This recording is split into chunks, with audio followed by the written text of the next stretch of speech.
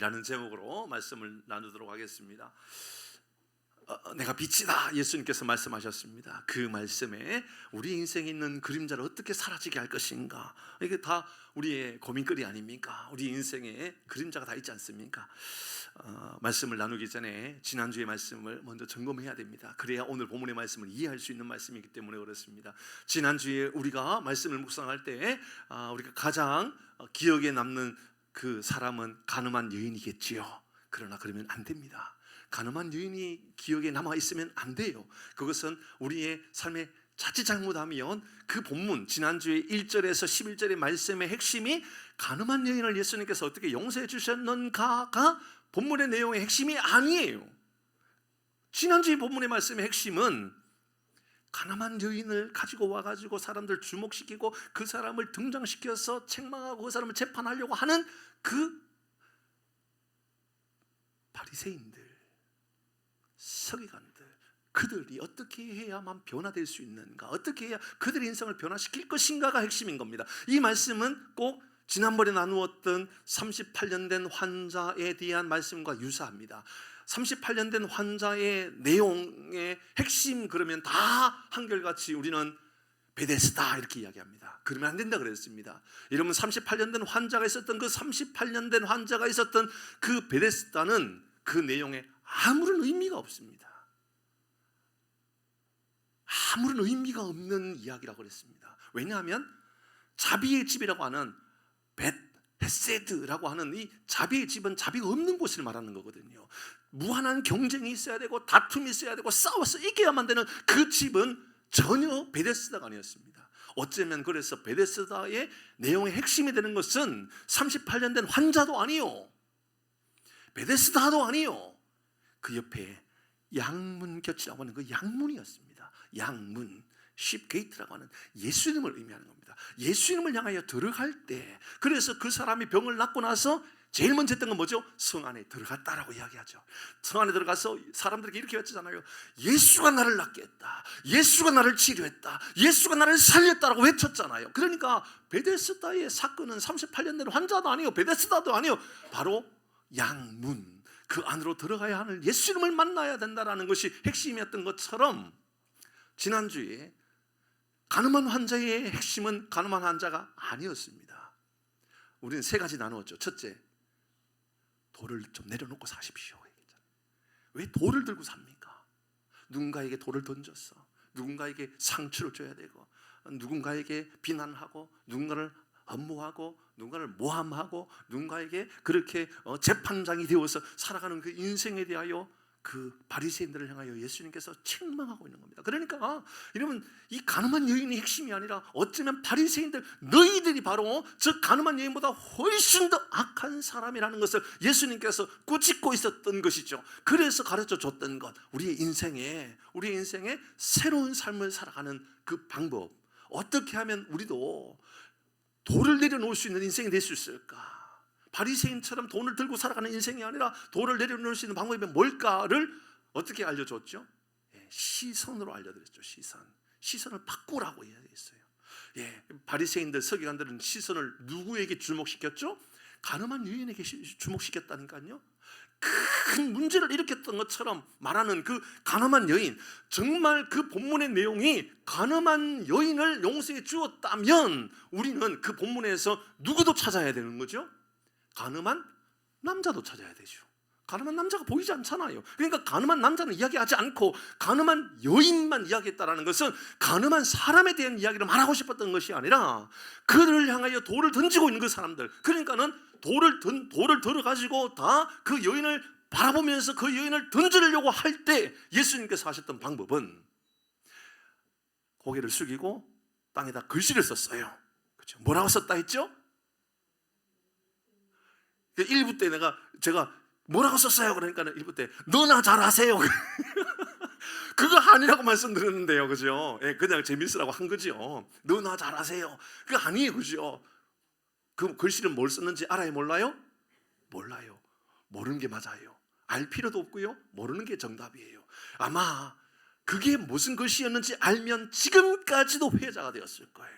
많은 사람들이, 많은 재판하는 사람들이, 많은 판단을 하는 사람들이 예수님께서 글씨를 이런 글씨 쓰지 않았느냐라고 이야기하면서 우리도 그걸 예화를 들 거예요. 근데 예수님께서 뭘 썼는지 몰라요. 그림을 그렸는지, 숫자를 썼는지, 글씨를 썼는지 몰라요. 주목해야 되는 것은 예수님께서 허리를 굽혀 땅에 글씨를 썼다라는, 뭘 썼다라는 거지요. 그래서 여인을 바라보는 시선을 예수님을 바라보는 시선으로 시선을 가지고 와 버렸다라는 거죠. 이게 가장 감격스러운 거지요. 예수님은 그 상처 가운데 있는 그 사람 모두가 주목해서 네가 죽일 여자라고. 갑자기 제가 그거 나오려고 그랬었어요. 그거 나오면 안 되잖아요. 네가 죽일 여자라고, 네가 나쁜 사람이라고 그렇게 모두가 돌을 던지고 하려고 할 때 예수님은 그 모든 시선을 예수님께로 가져와 버린 거예요. 예수님께서 2번이나 허리를 숙여가지고 글씨를 쓰면서 그 시선을 가지고 왔어요. 그러니까 사람들이 여인을 본 게 아니라 이제는 예수님을 보고 있는 거예요. 예수님께서 예수님을 다 보고 있을 때 예수님께서 하셨던 말씀 뭐라고 했죠? 돌 없는 자가 쳐라고요? 죄 없는 자가 먼저 쳐라. 그 시선이 지금 이제 누구에게 가는 거예요? 죄 있는 너희들을 향해 가는 거예요. 바리새인들을 향해 가는 거예요. 보세요. 시선이 처음에는 여인이었다가 예수님께서 싹 가져왔다가 그 시선을 이 바리새인들에게 돌려주는 거예요. 너희들이, 돌 들고 있는 너희들이 진짜 문제라고 이야기하는 거죠. 그러면서 우리 주님께서 우리에게 회개해야 될 사람이 누구냐? 요즘 것들이 아니라 옛날 것들이 문제라고 얘기했었죠. 그렇죠? 요즘 것들은 말이야, 요즘 것들은 너무 예의가 없어. 아니요, 요즘 것들이 문제가 아니라 옛날 것들. 성경 그렇게 말하고 있잖아요. 나이 든 사람들, 많은 사람들로부터 양심의 가책을 느끼기 시작하고 그것을 보고 젊은 사람들도 함께 양심의 가책을 느끼기 시작했다. 우선순위가 있단 말입니다. 경험 많이 했다고 말하는 사람들, 내가 이 정도 실력 있다고 말하는 사람들, 내가 이만큼 배웠다고 말했던 그들이 먼저 양심의 가책을 느껴야 되는 거예요. 그게 누구의 이야기죠? 바리새인이죠. 그게 바로 저이죠. 저에 대한 이야기입니다. 이런 말씀이 이제 지난주의 말씀이었어요. 그리고 예수님께서 갑자기 내가 빛이다 라고 말씀하셔요. 성경의 요한복음에는 7번의 표적이 나오고 7번의 에고 에이미, 내가 누구다라고 하는 말이 나온다라고 누누이 말씀드렸죠. 그러니까 7번의 표적을 여러분 잘 이해해야 돼요. 이 7번의 표적은요, 예전에 설교를 했으니까 영상을 찾아보면 나올 거예요. 그거 들어보세요. 이게 7번의 표적은 핵심이 되는 것은 다름 아니라 여러분, 예수님께서 누구냐를 드러내는 사인에 대한 이야기지 기적 자체에 대한 이야기를 하는 게 아니라고 말씀드렸어요. 예수님께서 표적을 드러내요. 어떤 표적을? 물이 포도주로 바뀌고 막 왕의 신하가 낫게 되고 38년 된 환자가 낫게 되고 예수님께서 막 무리를 막 걸어오시고 이런 사건들을 7번 등장한단 말이에요. 나온단 말이죠. 그것을 보면서 오늘날에도 하나님 이런 표적을 우리에게 보여주옵소서. 예, 그럴 수 있죠. 그러나 오늘날에는 나타나는 게 유익하지 않는 표적이 있단 말이에요. 이 표적은요, 유익하지 않아요. 예를 들어보지요. 오비용이요, 괜찮지요. 하나님께서 주실 수 있는 거니까 낫는 거, 병을 치료하는 거 괜찮죠. 꽤나 괜찮아요. 그런데요, 이런 표적은 어때요? 무리를 예수님께서 걸으셨어요. 여러분, 자유주의 신학자들은요, 이거 설교 안 합니다. 이 내용에, 성경에 나오는 내용이지만 설교 안 해요, 절대로. 왜냐하면 있을 수도 없고 그건 말이 안 된다고 믿기 때문에요. 자유주의 신학자는 그런 설교 안 합니다. 근데 해야 돼요. 왜 그 모습을 보여줬는가가 더 중요한 거거든요. 여러분, 그 예수님께서 무리를 걸어오셨어요. 그러니까는 똑같이 적용한다고 제가 여러분에게, 자, 여러분 오늘 예배 마치고 한강에 가십시다. 한강에 제가 먼저 발을 내딛고 건너갈 터니 여러분 줄을 서시고 따라오세요. 그러면 여러분 따라오실 거지요? 예? 예? 보세요. 이런 일이 생긴다니까요. 그때는 장로님 저를 이단으로 신고하시면 돼요. 따라가면 안 돼요. 그건 표적이에요. 예수님이 누군지를 말하는 거지, 그게 오늘날 이 시대에 우리 함께 저 한강을 무리를 걸어가십시다 라는 것을 말하고 있는 게 아니라고요. 그런 이야기가 아니라고요. 마지막에 이제 예수님의 표적 마지막은 죽은 나사로가 살아났잖아요. 죽은 나사로가 살아났어요. 동생도 안 믿었고요. 나사로의 동생도 안 믿었고요. 주변에 있는 사람 아무도 못 믿었어요. 예수님께서 무덤을 향하여 나사로야 나오라 외쳐요. 나사로야 나오라. 그러니까는 여러분 그가 베옷을 입은 그 베옷을 벗어버리고 딱 나오는 그 모습을 봐요. 그 모습을 보면서 오늘날 똑같이 우리 이제 장례가 나면 저를 부르세요. 제가 가가지고 딱 외쳐드릴게요. 알겠죠? 제가 장로님 돌아가시면 장로님 가가지고 장례식장 가서 제가 장로님을 향하여 외칠 겁니다. 살아나라! 라고 막 외칠 겁니다. 저를 이단으로 신고하세요. 그러면 돼요. 그런데 이게 실제로 있었어요. 저주 남원 쪽에 있는 목사님이셨어요. 딸이 죽었는데요, 장례하지 않았어요. 그리고 안수하면서 살아나라, 나사로가 살아났던 것처럼 살아나라. 그러다가 감옥 갔어요. 그건 오늘날 이 시대에 우리에게 영원한 생명의 주관자가 누군지를, 우주 만물의 주관자가 누군지를 우리에게 알려주는 그 말씀에 대한 표적이에요. 표적. 그런 표적이 있고요. 7가지 에고의 힘이 내가 누구다, 나는 부활이요 생명이다, 나는 포도나무다, 나는 선한 목자다, 나는 양의 문이다, 이런 말 중에 오늘 본문에 나오는 이 말씀, 나는 빛이다, 이 말씀을 오늘 우리에게 알려주고 있습니다. 이제 예수님께서 내가 빛이다 라고 이야기하니까 바리새인들이 또 이제 시비 거는 거예요. 네가 네 스스로를 증언하니까는 내가 네 스스로의 증언은 믿을 수 없는 거다. 여러분, 제가 제 스스로를 증언하고 내가 제 스스로에 대해서 내가 누구다라고 말하는 것은 바리새인들 볼 때는 믿을 수 없다, 그렇게 이야기한 거예요. 그러니까는 예수님께서 내가 2가지 이야기해요. 내가 어디서 왔고 어디로 돌아가는지 너희들은 모른다. 그러니까는 영적인 눈이 어둡기 때문에 너희들은 내가 어디서 와서 어디로 가는지 모르기 때문에 너희들이 모르는 것이다 라는 것을 먼저 이야기하시고, 2번째 이야기는 예수님 뭐라고 말씀하시냐면 내가 증언하는 것이 나의 증언으로 끝나지 않았다는 것을 왜 너희들은 모르느냐. 예를 들어서 하나님이 직접 증언하지 않았느냐. 하나님이 예수님 세례 받으셨을 때 이 하늘의 문이 열리고 이는 내 사랑하는 아들이다 라고 말씀하셨잖아요. 그러니까 하나님이 직접 증언한 거예요. 하나님이 세례 요한도 증언한 거예요. 그러니까 그 증언에 대해서 바리새인이 듣고 싶지 않았다, 그 말입니다. 그러니까 그들은 눈은 어두운 거죠. 깜깜한 거죠. 그들을 향하여 예수님께서 내가 빛이다, 내 안에 거야 너희들이 밝은 삶을 살 수 있다 라고 말씀하는 거죠.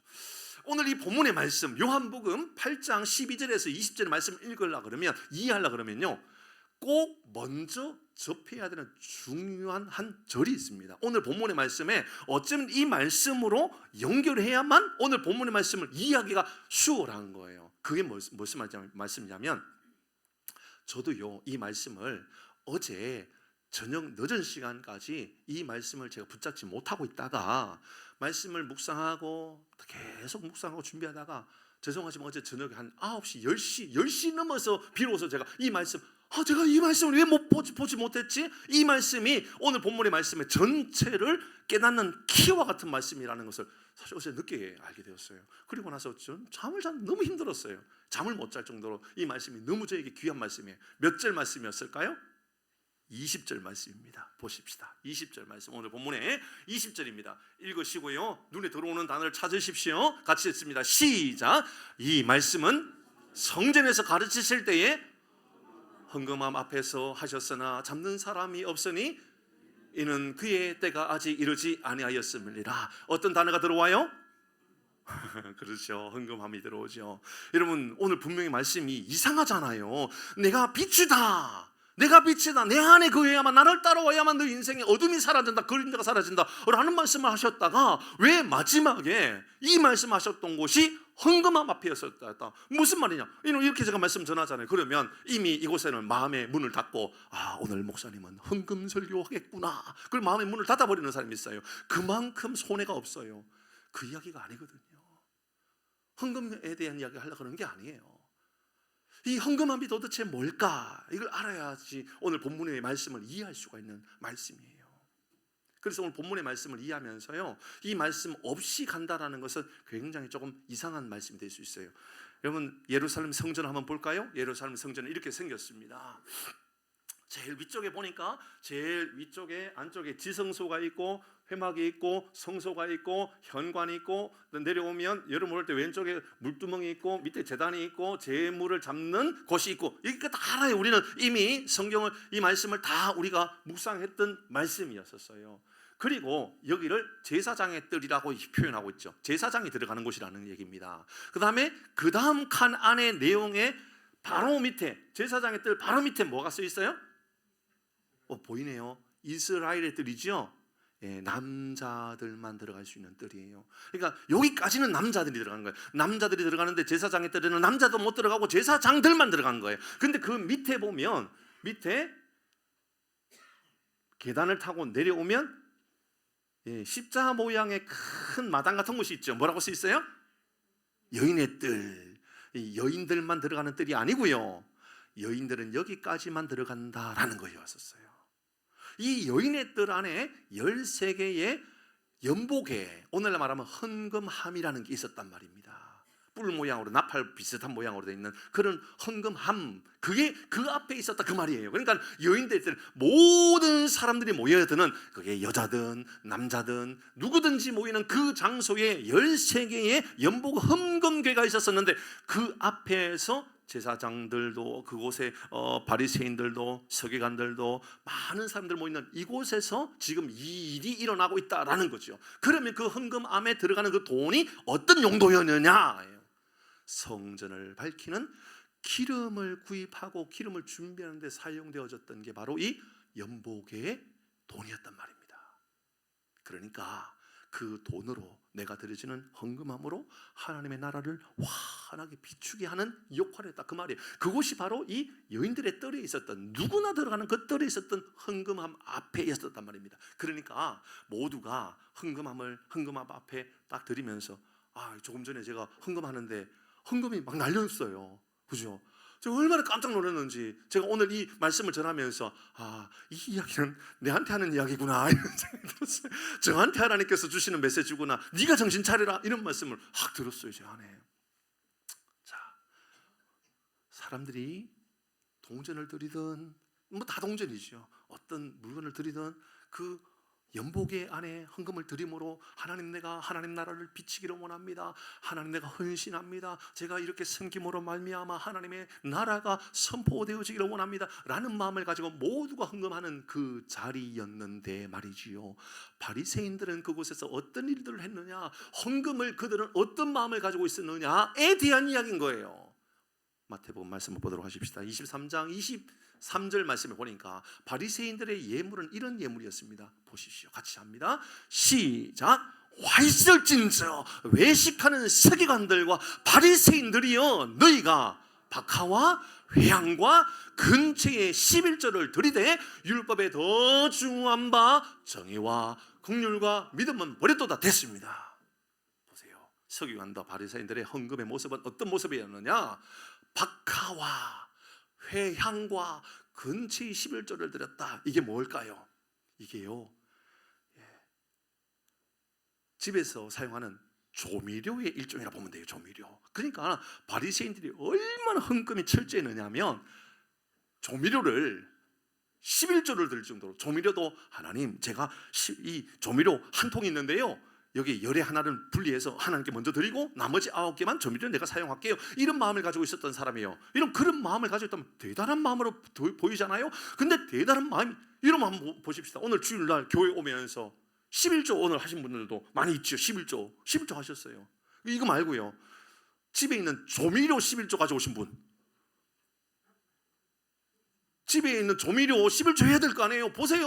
서기관들과 바리새인들은 박하와 회향과 근채, 뿌리 채소나 이런 것들 11조를 가지고 이것들도 열의 하나를 나누어서 하나님께 드렸단 말입니다. 서무인 권사님, 집에 가서 빨리 조미료 열의 하나 나누어 가져오세요 빨리. 그런데 문제는 너무 아름다워 보이는 것이 아니라 이게 그들의 의라는 거예요. 이런 거예요. 내가 말이야, 이 정도도 하는 사람인 줄 알아? 나는 말이야, 철저하게 내가 헌금하는 사람이야. 내가 철저하게 내가 11조 하는데 어느 정도 하는 줄 알아? 나는 집에 있는 조미료도 내가 그냥 먹지 않아. 내가 이것까지도 나누어서 하나님께 드리는 사람이야. 그러니 다시요, 예수님께서 험금함 앞에서 이야기했다는 얘기는 그들은 불을 밝히는 그곳에서, 하나님 나라를 환하게 밝히는 그곳에서 나의 의를 드러냄으로 말미암아 심을조가 혹은 드리는 헌금이 도리어 나를 캄캄하게 만들어버렸다, 그 말입니다. 무서운 이야기인 거예요. 그러니까 오늘 본문의 말씀은 오늘도 여전히 바리새인들을 향하여 헌금함 앞에서 했던 그 이야기는 너희들이 그 속이 얼마나 더러운지, 얼마나 추접스러운지, 얼마나 부끄러운 인생인지 너희들 알고 있느냐라고 야단치고 있는 말씀으로 우리에게 보여주고 있는 것이지요. 우리 이야기를 하십시다. 우리 모든 인생은 이렇게 우리 안에 우리도 모르는 사이에 어둠이 있어요. 저라고 없겠어요. 어디 누군가가 인정해주면 좋고, 나를 인정해주지 않으면 괜히 내가 인정받지 못하는 사람같이 보여지고, 또 사람들이 나를 좀 무시하는 것처럼 느껴지고, 무시하는 말 들으면 괜히 마음 안에 한마디 무시하면 10마디를 다시 돌려줘야 되고, 여러분 그렇지 않습니까? 마음 안에 막 갈등이 나타나고 싸움이 나타나고. 12절 오늘 본문의 말씀을 보십시다. 인생이 이런 거라고 이야기하는 거죠. 오늘 본문의 12절 같이 읽습니다. 시작. 예수께서 또 말씀하여 이르시되 나는 세상의 빛이니 나를 따르는 자는 어둠에 다니지 아니하고 생명의 빛을. 사람들이 다 어둠에 다닌다, 그 말입니다. 다 어둠 안에 있다, 그 말이지요. 어떤 이들은 과거 실패의 어둠이 있습니다. 반복되는 죄의 문제에 여러분 어둠이 있고요, 그림자가 있어요. 사람의 시선이라고 하는 혹은 정죄하고 비교하는 이러한 어둠이 있는 사람이 있고요, 자기 의로움이라고 하는 그런 어둠을 갖고 있는 사람들도 있습니다. 그림자의 문제는 상처를 만들고 죄책감을 만들고 두려움을 만들고 외로움을 만들고 내 안에 있는 이 결과물들이에요. 어둠으로 말미암아 나타나는 결과물. 외로워져요, 두려워져요, 죄책감이 느껴져요.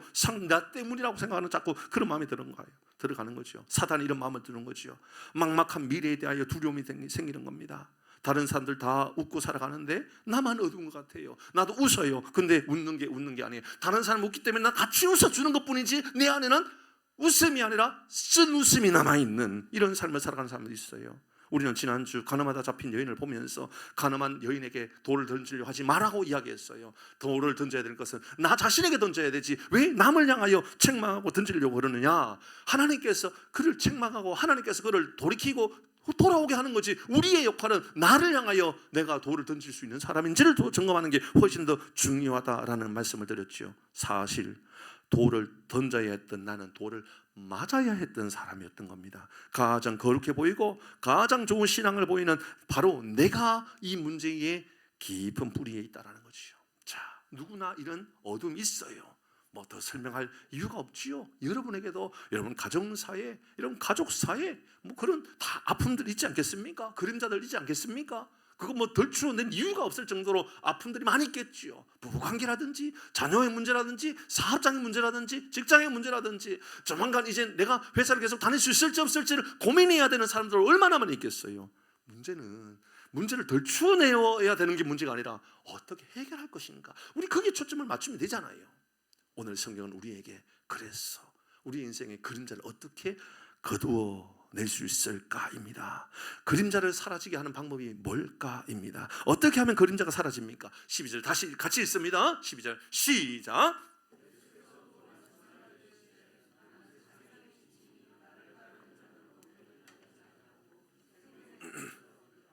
마태복음 5장의 말씀을 보면 예수님께서 우리에게 우리가 세상의 빛이라 그랬거든요. 그런데 우리가 세상의 빛이라고 하는 그 말씀의 문맥의 중심 안에 먼저 보아야 되는 게 이 말씀 아닐까요? 예수께서 말씀하십니다. 내가 세상의 빛이다. 여기서 말하는 이 세상이라고 하는 것은 우주 만물을 말하는 거거든요. 세상의 모든 세상은 다 어두운 곳이 있다라는 거, 어둡다라는 거예요. 다 가짜 빛 안에 살기 때문에 그런 거 아시죠? 여러분 지금 제가 강단에서 있어요. 환하게 빛이 비치죠. 이 조명을 앞에 달기 전에는요 이 정도 할지 않았거든요. 근데 놀라워요. 이게 익숙해져요. 그래서 여러분 이 달기 전에는요 제가 밝은 줄 몰랐죠. 그러다 달고 나니까 너무 밝은 거예요. 근데 이게 몇 개월 지나고 나니까요 밝은지 안 밝은지 지금 모르겠어요. 사실은 똑같거든요. 그때나 지금이나 하나도 다를 게 없어요. 그 제가 말씀드리고 싶은 건 뭐냐면 제 뒤에 제 뒤에 빛이 이렇게 조명이 비치고 있잖아요. 제 뒤에 그림자가 몇 개일까요? 제 뒤에 그림자가 몇 개일까요? 하나일까요? 아닙니다. 조명의 개수만큼 제 뒤에 그림자가 있어요. 여러분 저기에서 조명, 여러분이 내리는 조명 말고요, 저기에서 조명 비치거든요. 저기도 조명, 저기도 조명, 저기도 조명, 총 6개의 조명이 저를 향하여 비춰주고 있어요. 그리고요 제 뒤에 보면요 다 그림자들이다. 그림자가 이렇게 많아요. 세상의 빛은요 이렇게 비치면 내 안에 그림자, 숨어있는 그림자가 나타나요. 이게 세상의 빛이 진짜 빛이 아니라는 증거죠. 진짜 빛이 아니라는 거예요. 예수님께서 요한복음 1장에서 이렇게 예수님 당신에 대해서 말씀합니다. 9절 같이 읽습니다. 시작. 참빛 곧 세상에 와서 각 사람에게 비치는 빛이 있었나니. 아멘. 예수님을 향하여 참빛이라고 이야기해요. 그러니까 세상에 가짜 빛이 너무 많은 거예요. 이해가 잘 안 되지요? 설명해 드려볼까요? 사람이요 참 간사해요. 우리나라에 그래도 제일 좋은 차가 뭐지요? 제네시스. 타고 있어요? 타고 싶어요? 타고 싶어요? 전 뭐 별로 타고 싶진 않아요. 그냥 뭐 지금 차로 충분히 괜찮아요. 사실 타고 싶어요. 한번 보시죠. 제네시스를 타요. 그러면 이제 평소에 모닝 타다가 제네시스를 타면 이런 그냥 운전만 할까요? 다른 사람에게 보여주고 싶을까요? 어떻게 그렇게 잘한대요? 다 보여주고 싶은 거지요. 그래서 몰고 딱 갔더니 그곳에 친구가 벤츠를 끌고 왔네. 그때 갑자기 내 뒤에 뭐가 생길까요? 그림자가 생기는 거예요. 가짜 빛의 증거는 이런 겁니다. 이상하잖아요. 내가 모닝 타다가 내 인생의 빛 제니스를 타면 이제 내 인생은 밝아질 거야. 그리고 타고 올라갔더니 저놈의 저 친구 저거 고등학교 때 공부도 못하고 더럽게 못했던 저 친구가 벤츠를 끌고 왔어. 그러면서 화가 막 나는 거예요. 그게 인생의 빛이라고. 월세 살다가 좀 좋아져서 전세 살고, 전세 살다가 모으고 빚내가지고 아파트를 이제 25평 아파트를 샀어요. 세워지라서 30평으로 바꾸고 40평으로 바꾸고 50평으로 60평. 와, 이제 막 아파트 60평대 아파트 그런 게 있는지 모르겠어요. 그런데 이제 살게 됐다고 여기는 거예요. 제가 산다는 얘기가 아니고요. 저는 임대 아파트 살아요. 걱정하지 마세요. 제가 만약에 그런 뭐 큰 아파트에 살아요. 나만 살까요? 다른 사람에게 보여주고 싶을까요? 보여주고 싶어요? 제일 먼저 형제들에게도 보여줘야 되고, 그죠? 괜히 친구들 불러가지고 우리 집에서 밥 한 끼 먹자고, 우리 집에서 커피 한 잔 마시자고. 알고 보니까 다 어디에서 사가지고 온 거 먹으면서 말이야. 다 가가지고 반찬 가게에서 반찬 다 사가지고 왔으면서 지금 우리 집에서 밥 먹자고 그런 거예요. 지금 밥을 먹자라는 거예요? 집을 자랑하고 싶은 거예요? 자랑하고 싶은 거예요. 그 친구가 하는 말이, 그런데 말이야, 나 최근에 별장 샀잖아. 이런 말을 들었을 때 갑자기 내 인생에 뭐가 생기는 걸까요? 그림자가 생기는 거예요. 집은 빛이 아닙니다. 공부는 어때요? 여러분 공부 많이 하셨어요? 저도 공부 좀 많이 하고 싶었어요. 그래서 부산에서 올라올 때 저의 바람은 스카이의 거기 한 대학의 대학원을 졸업하고 나중에 저의 프로필에 어느 대학교에서 대학원을 공부했다 이걸 남기고 싶었어요. 근데 하나님께서 저에게 그런 기회를 주시지 않는 거예요. 그래서 공부했다고 여기 보십시다. 근데요, 제가 성남에 올라오기 전에 어느 모 교회에 오라고 했던 교회가 있었어요. 부목사로 오라고.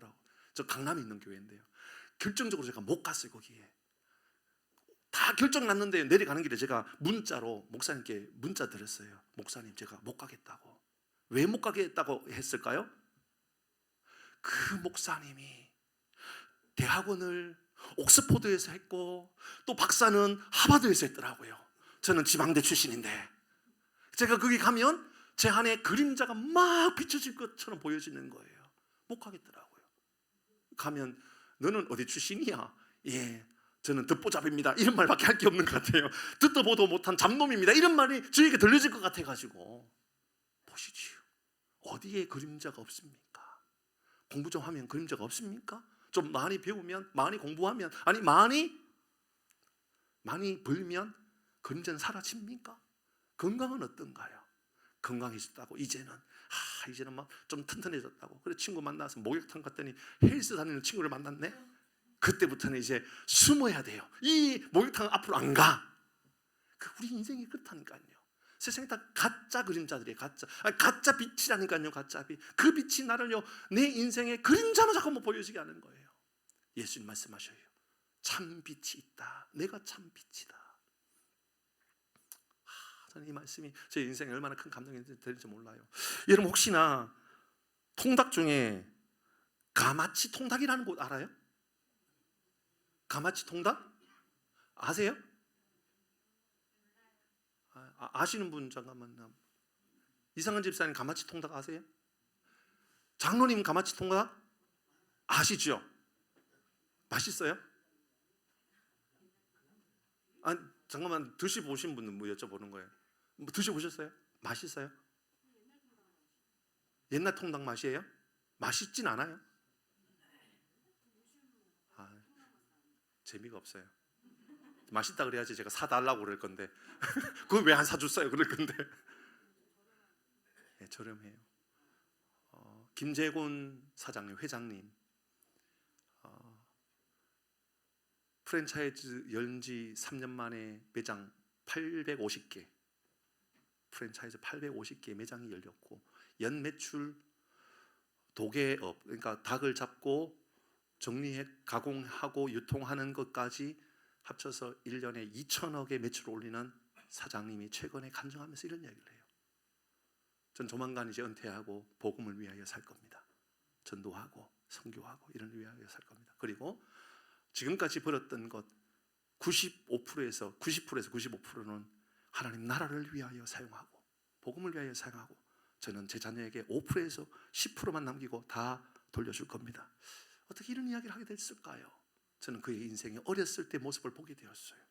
너무 가난했어요. 너무 힘들었어요. 부모님은 10대 중반 때 연탄가스에 돌아가셨어요. 그리고 10대 중반 때 동생들을 두고 본인은 시장에서 닭을 칼질하면서 닭을 잡는 역할을 하면서 살았대요. 그러면서 하나님께서 복을 주셔서 상상할 수 없는 기업으로 만들어 주셨다는 거예요. 그리고 우리가 먹는 대부분의 닭은 이 회사에서 만든 닭을 유통받아 가지고 먹고 있다라고 이야기하더라고요. 참 빛이 임하면 임하게 되는 놀라운 변화는 그림자가 사라진다는 거죠. 내가 따라가야 될 게 뭔지를 알게 된다 그 말입니다. 예수님 말씀하십니다. 나를 따르라. 빛이 임하기를 원한다면, 내 인생의 그림자가 사라지기를 원한다면 내가 뭘 따라가야 되는지, 어디가 참 빛인지를 꼭 기억해야 한다는 것이요. 두 번째입니다. 우리 주님께서 말씀합니다. 15절 같이 읽을까요? 15절 시작. 너희는 육체를 따라 판단하나 나는 아무도 판단하지 아니하노라. 아멘. 예수님께서 바리새인들을 향하여 너희들은 육체를 따라 판단하는구나. 너희들은 저 가늠한 여인을 보면서 가늠했다, 죽여라 돌 던지려고 그렇게 살아갔지. 근데 영적으로 보라고. 너희는 가늠한 저 여인보다도 더 악한 사람이라고. 영적인 눈이 열려져야 된다라고 우리에게 알려주는 거죠. 그렇습니다. 두 번째, 우리의 인생에 빛이 비춰지고 우리의 삶에 참빛이 비추어서 그림자가 사라지기를 원한다면 영적인 일들에 관심을 가져야 돼요. 영적인 삶에 관심을 가져야 돼요. 영적인 은혜로 인하여 내 삶의 변화를 기대하는 거죠. 내 삶에는 영적인 어떤 삶의 놀라운 변화가 어떻게 이루어질 수 있을까를 돌아보는 거죠. 최근에 제 아내와 같이 영화를 봤어요. 지난 주간에 영화를 봤어요. 보고 싶었던 여러 영화들도 있었지만 제가 본 영화는 신의 악단이에요. 제가 어제 금요일 날 제가 신의 악단 영화를 보면서 찬양을 하는데 이 찬양 너무 좋았다고. 맞지요 목사님, 저도요 신의 악당을 보았어요. 신의 악단이 아니고 신의 악당. 죄송해요, 잘못 썼어요. 악당이 아니고 악단인데 악당 이렇게 썼더라고요. 신의 악단 보세요. 예수를 믿는 사람, 예수를 믿으려고 믿음으로 고백하는 사람은요, 그 보면 눈물이 그렇게 많이 나요. 왜냐하면 그들은 북한에서 예수 믿는 게 어떤 건지. 우리는 자유롭게 찬양하고 기도하고 말씀 읽잖아요. 그들은 목숨을 걸고 있잖아요. 그 이야기예요. 목숨을 걸고 찬양하는, 그러나 빛이 비추어짐으로 말미암아 영적인 은혜가 임함으로 말미암아 영적인 변화가 나타나니까 어떤 변화가 나타나는가 설명해봤자 무슨 소용이 있겠어요. 3분이면 영화 한 편 볼 수 있는데 말이죠. 영상 편집해 놓았습니다. 3분 영상 하나 볼까요? 신의 악단 이런 내용을 바탕으로 하고 있거든요. 이런 꼭 보시면 좋겠어요. 가서요. 네. 틀어주세요.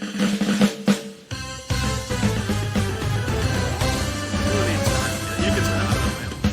내가 누려왔던 모든 것들이 내가 지나왔던 모든 시간이 내가 걸어왔던 모든 순간이 당연한 건 아니라는 내였어.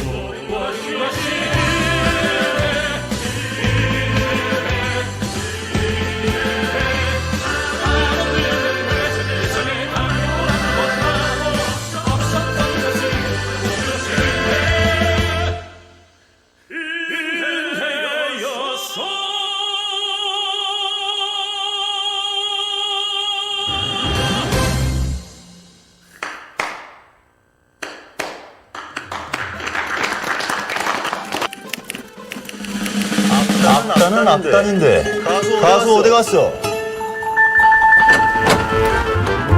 흉내 가지고서는 안 돼. 진짜 정말. 간졌네. 2억 달러입니다. 풍성왕. 근데 조건이 있습니다. 국제기독교연맹 감사단이 직접 지켜보는 가운데서 구응회를 해보랍니다. 지금 당이 필요한 건 돈이야. 남성 가수 박교수?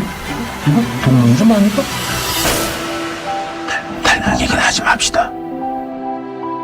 이번 일 잘 완수하면 이 자리 너 줄 수 있어.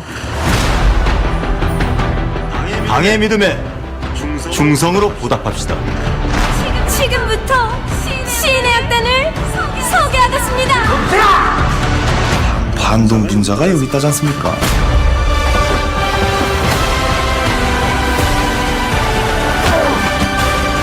이 답답한 가슴이 뻥 뚫리는 것 같은 게 복사하시오. 우리 악단 명칭이 어떻게 돼요? 신의 악단 어떻소? 그들이 악단을 만들어서 예배하러 가야 되는데 차가 고장난 거예요. 온 세상에 눈이 덮인 그곳에서 진심으로 찬양을 해요. 변화가 나타나요. 오늘 이따가 우리 찬양할 거거든요.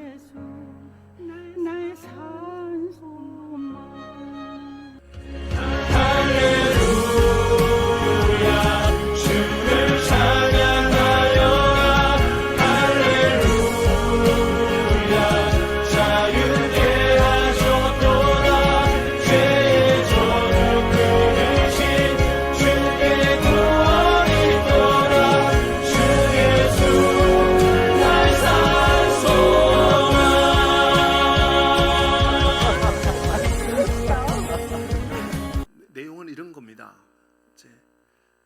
대북 제재로 인하여 북한이 돈줄이 막혀버렸을 때에 국제 기독교 연맹에서 3천억을 줄 테니까 부흥회를 열어라.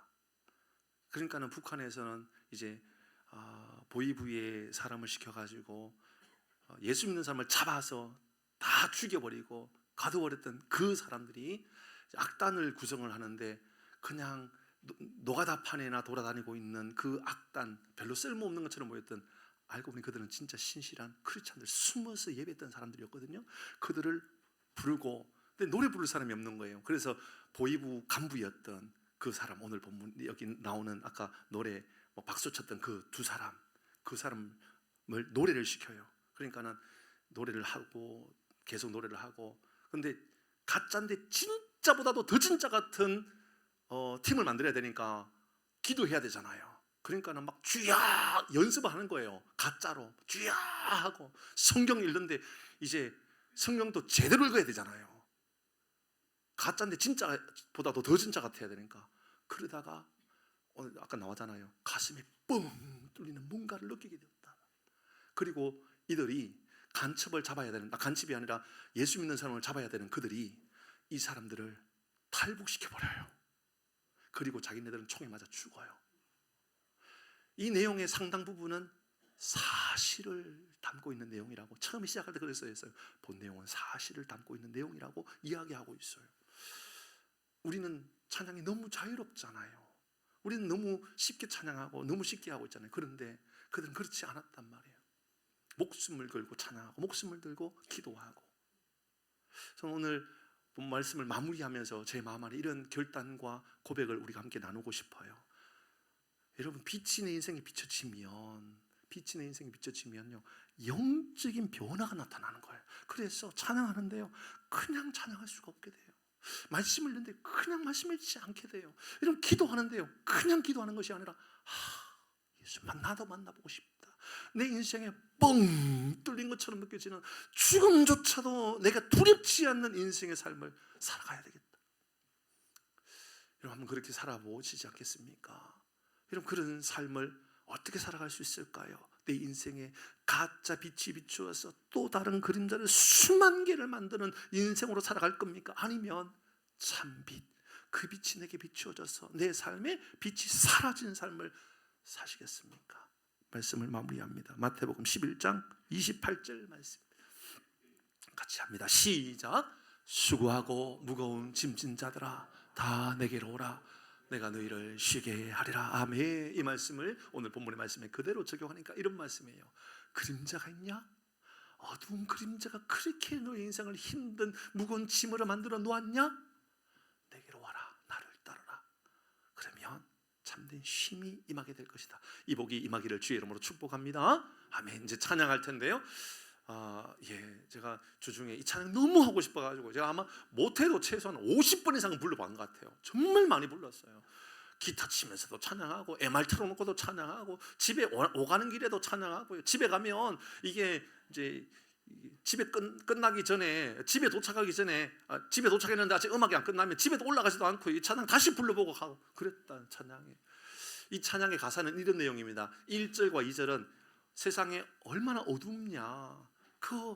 근데 그 어두운 가운데 예수님께서 직접 죄가 되어서 직접 이 땅에 오셨다. 그리고 예수님이 죽으시고 부활하심으로 말미암아 참된 생명을 우리에게 주셨다. 예수 안에 거하는 것. 그래서 이제는 우리는 참된 소망을 가지게 되는 거다. 이 찬양이거든요. 같이 찬양하도록 할까요? 악기 좀 서주시고요. 같이 찬양하도록 하십시다.